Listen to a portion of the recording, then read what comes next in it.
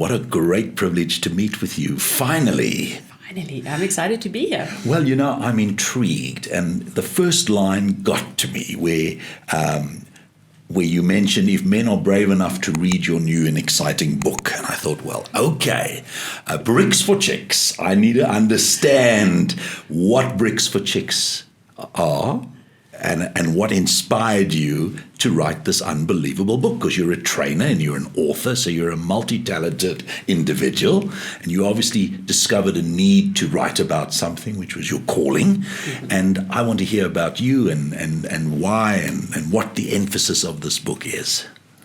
Fantastic. Where should we begin? At the beginning. At the very beginning. I used to train for Robert Kiyosaki's brand in South Africa. Oh.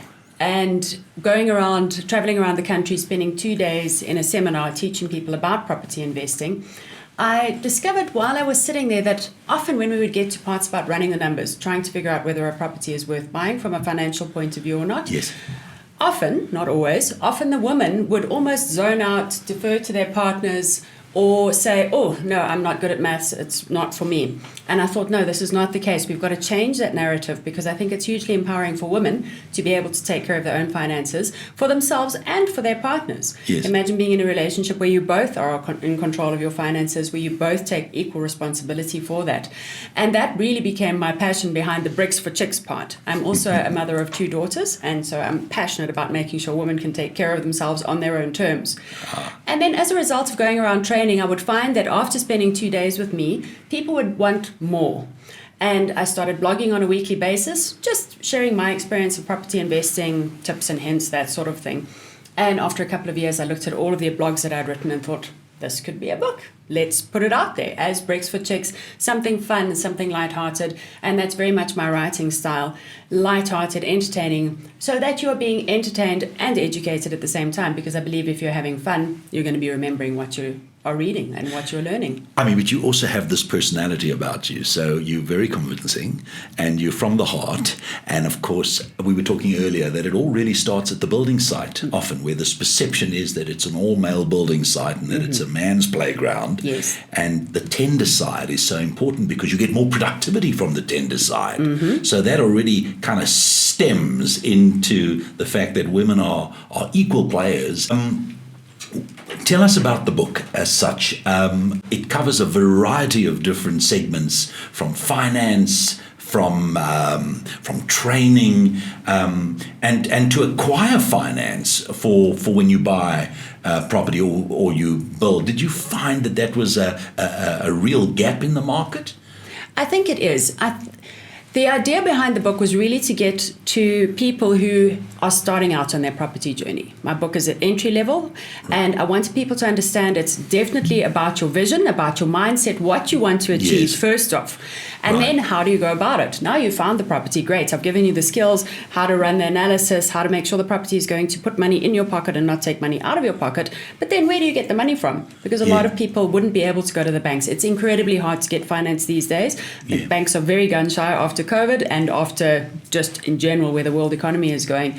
How do you go about it? What do you do? What do you put together in terms of presenting yourself in the best possible light to the banks? And what are the different creative options? If you can't get finance from the bank, what else could you do? Do you know people with money? Could you get a group of people together to invest?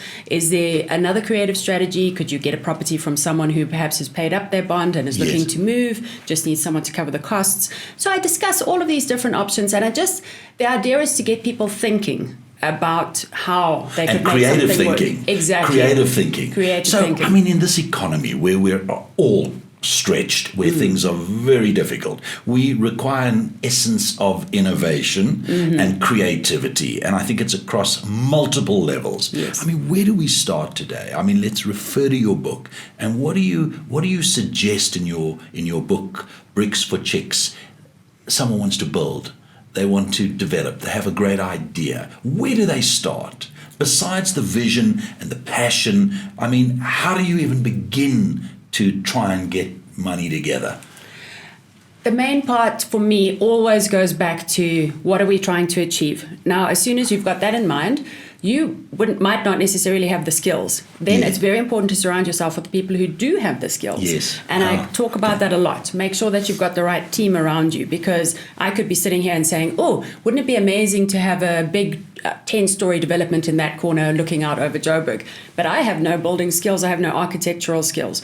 And I talk about the different people that you would need within your power team, the different players that you would need on your team. Yes. Go and get hold of those people, make sure they understand what it is that you're trying to achieve, and then leverage off their skills. And the feasibility as well, to endorse the feasibility if it can work. Yes, because it's great to have all of these ideas, and I'm all about ideas, and I'm all about chasing your dreams, but it's very much go and get hold of the people who can tell you whether this is going to be possible, tell you how you're going to make it happen, the costs involved, the people involved, the time involved, all of that, because you need to have all of that in place, and then you can be serious about taking it to the next level, to go and find finance, to go and find the people, the builders, the finishers, the everything that you need.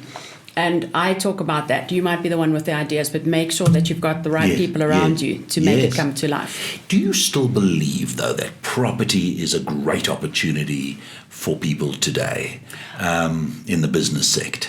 I do. And especially for mothers or for women that want to get into an interactive industry. Yes. I think there is still... the market changes all the time. And I think at the moment it's definitely going through a change again. And a lot of people will say to me, oh, you're crazy. You know, tenants are difficult. The market's crashing. Nobody can afford to pay bonds. And yes, we've certainly been burnt in our years of being property investors. Absolutely. The same is true for people who only invest in stocks. What I'm trying to do is to get people to start thinking seriously about what are they doing in their financial future? What are you doing to protect yourself? And if you buy the right property, I don't talk about going and buying something off a flashy brochure. Someone's already made money and it ain't you, honey. Go and find a property that's slightly distressed, get in there, fix it up, get the right people in to rent it, or flip it. I talk about doing that kind of property investing. And I think that if you built up a nice little portfolio like that, I think that there's absolutely money to be made. People need a place to live. Whether they can afford to buy it or whether they can afford to rent it. People are always going to be looking for somewhere to live, and you have to just watch the market and be part of it. And to your point, I mean, the late, great Pam Golding used to say to me that property is the only platform in the world that you can arrive anywhere and land on your feet. Oh, I love that. Isn't it clever? Yes. And I never understood what she meant. It took me time to register, but you can be anywhere in the world and you can have a property affiliation and there's a commonality, right? Yes, absolutely. There's a conversation, there's a dinner conversation. People are interested in property. They are. All of us have to be in a property in some shape or form during our lives. And why don't you be the one being the landlord or being the one making money out of it by flipping them? And it is true, especially in the sales aspect. I mean, the sales aspect, that women, because they're maternal and because they tend to be accustomed to doing things with kids over and over again, that they understand the system and the routine and the infrastructure of whatever they need to adopt and apply, because it's rituals, it's stuff, it's disciplines, it's coordination, it's management. And I've always said moms are the best at that. I mean, the guys can't do what you can do. I can tell you, you can take the kids to school, you can serve them breakfast, you can get to a building site, you can put a project plan together, and you do it all at once. Absolutely. We can't do that. Yes. No, it's a failing. There's other things you can do, though. No. But I mean, you kind of do it naturally. Yes. Yeah. You know, you do it naturally. And so this book, I mean, you've been around the country, and I saw it published by Penguin. Yes. So it is available. Yes. And it's on Kindle as well. And you can go to Amazon. And how's it tracking? How's it trending? It's going really well, actually, and I've been amazed at how many men have picked up the book. Yeah, well, we're scared. We don't know what's in there, you see? Exactly, I love it. And so a lot of men have been reaching out to me asking for advice and asking if they can read the book, and of course you absolutely can. Because I underlined it. I said, for men who are smart enough to read it. That was the one line that I underlined. And I said, well, okay, that's not catchy. Absolutely. And that was entirely on purpose. Penguin and I worked together to make sure that it was going to be something that wasn't just going to sit on the shelf and people would walk past. It had to be punchy. It had to be slightly cocky. It had to be fun. And I think that it's time for women to step up and be like that instead of sitting back and being sort of shrinking violets and being a bit nervous to go out there and make a splash. Why don't we? We've got a lot to bring to the table and a lot to talk about. No. I can feel it, and your passion comes through. But so what is, in your opinion, what is missing right now from where we are in South Africa with women coming to the forefront to take this as an opportunity going forward? Property, real estate, sales, development. What do you think is missing in the mix right now? That's an interesting question. I think there's always going to be... There are a lot of women in the industry already. I think there could be a lot more. And I think that it really needs to be something... We need to be more in control of our finances. For me, it goes back to that. I'm using property as a vehicle to get to that point. But for me, it's all about looking at your finances and making sure that you can take care of yourself financially. Is it because maybe, and in many cultures, we were taught to be seen and not heard, that has a stem reaction to where we are right now, that we've always... Some people have been taught to be subservient. Yes. And as a result, when it comes to the round table, they just continue that subserviency as such. Yes, absolutely. And that has an effect. Yeah, it does. And I think that traditionally, say my parents, not even that far back, it would be the man's responsibility to take care of certain aspects of the house and the woman's responsibility to take care of others. I understand that whole narrative has changed, and there's a lot of women who are choosing not to have partners, not to go out there and get married, and that's great. But I'm just talking about women in general, just being aware of what the opportunities are for them to get out there and start investing, and to take away the mystery of it, because a lot of people would say, oh no, that's too hard. I can just rent a property, or sure, I'll buy one property. And property has got a bad rep out there. If you say to people in general that you are going on a property investing course, like I used to train, then people would say, oh, are you mad? Property is so dangerous. You'll get yourself so badly burnt. And I want to just talk about it. Let's talk about it. Yes, you can get burnt. Absolutely you can. But in any form of investing, you can. It's all about building up the right skill set and making sure that you understand what game you're playing, and then get onto the field and get involved. Well, I've never met anybody that has ever sold a property years later that said, I should have sold it when I sold it. I am, in essence, in everything I've ever owned, I should have kept. Yes. Right? So how bad can it be? Yeah, that's the thing. It is the only thing that legacies are derived from, right? I mean, what else can you leave behind? Yes. So that's why you have so many names on buildings. It's the only thing that kind of stands the test of time. Yes. And it's all about innovation, I think. And I just think women today are creative and are innovative because they are constantly coming up with solutions in their own lives. And so this is just more captivating than ever before. I think that there's a huge opportunity to be as inspirational as you are, because it's a natural way to generate revenue, create value, innovation. Help people, and I think even getting back to the workplace, there's an opportunity. And look what we do in our homes, and look what you do in your homes. Design, and I just think that this is very exciting. So I'm so excited to be able to chat to you on this. What for you has been the most challenging side of this unbelievable book? What has been in writing the book the most compelling chapter in putting this book together? Because I know there are quite a few chapters. There are, and I try to take people through, I try to introduce you to all aspects of what would be involved in property investing. Quite broad, I see, but it's so difficult to narrow down. But there's one chapter that's particularly close to my heart, and that's around how to structure it. Because it's all fine and well to go out there and start investing in property, but what structure are you going to put that property in? We need to look at it from a tax point of view. We need to look at it from a legacy point of view. We need to look at it from where are you going with this property? Are you going to put it in your own name, in a trust, in a business?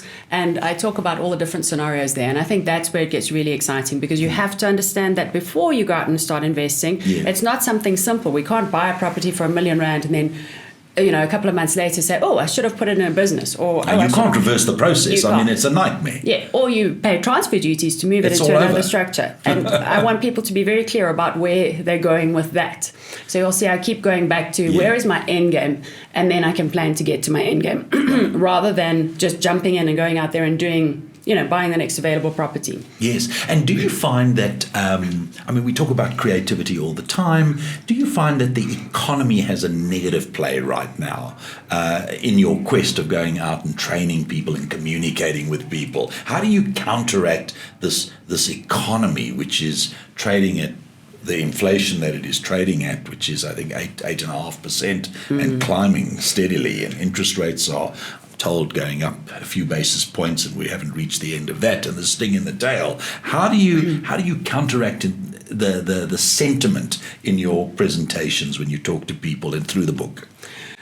I go back. I like to focus on your knowledge. Yeah. The knowledge is never going to go out of style. The more you understand, the more you can deal with the market. The market will change.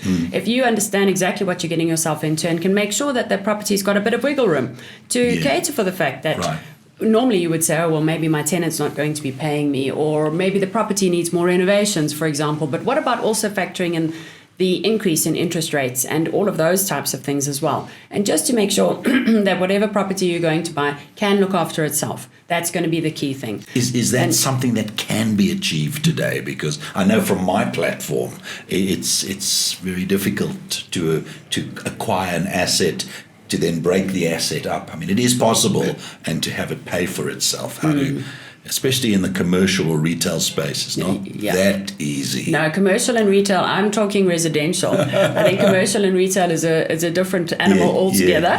And I do think it's possible. That's where the creativity comes into play. Yeah, absolutely. And I think a lot of cases you would go along, say, buy a bigger piece of land, perhaps build a cottage, perhaps try and generate as much income as you can off that asset, try and make it sweat as much as it can in order to give you the return on investment. Because, I mean, sure, you could have invested in Cape Town, and we did in 2002 and got a massive return because of the Cape Town property market just growing so hugely. That's not the case all over the place. And you that was a luck.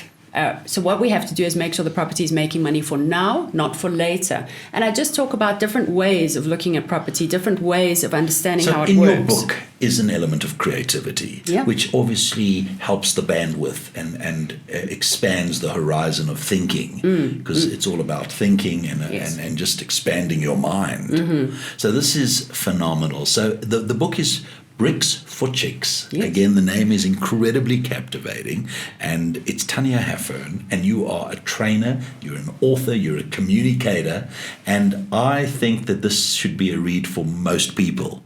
And I use the word most people because if you're a man and you're smart enough to read it, read it. Please do. Tanya, thank you so much for joining us. It's been a pleasure to have you at the table. Thank you so much. Thanks for inviting me. Thank you.